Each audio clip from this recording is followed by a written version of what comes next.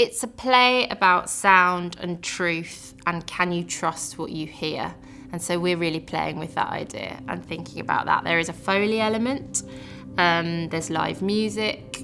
I'm collaborating with the amazing Ringham brothers, who are implementing some really kind of innovative sound design. I think this production will be extraordinary. It's huge. So the sound design for this production is a combination of different elements. We have a huge Foley element, which is sound that's being created in the room by the performers to mimic what's going on in the scenes. So the sound in this play is quite an interesting one. It's set in 1926.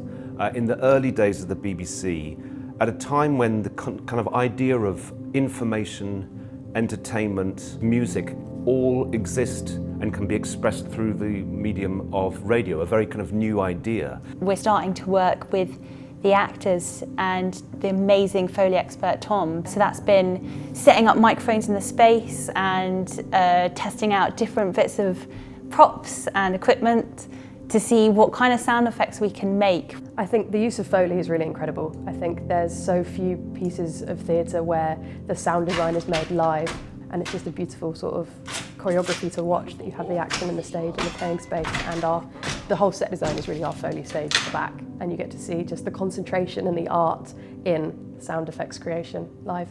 We're using some of the kit that would have been used in those times. Vintage typewriters, teapots, garden spades, trays of gravel. I mean, we have a great scene in this where we see the recreation of a sword fight with using Foley, and that's great fun. Or, you know, particular injuries happening to people and things like that, and the crunch of broken bones and squelch of, you know, flesh and things like that.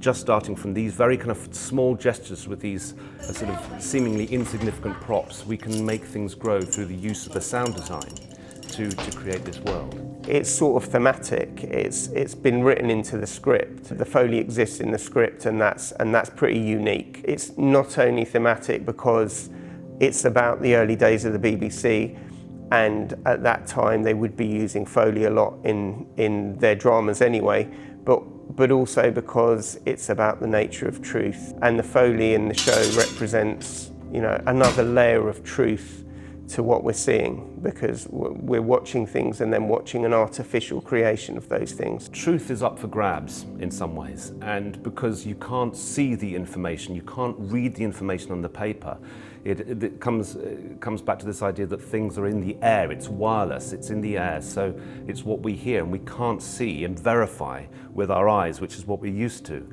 And that means information can be played with, it can be manipulative.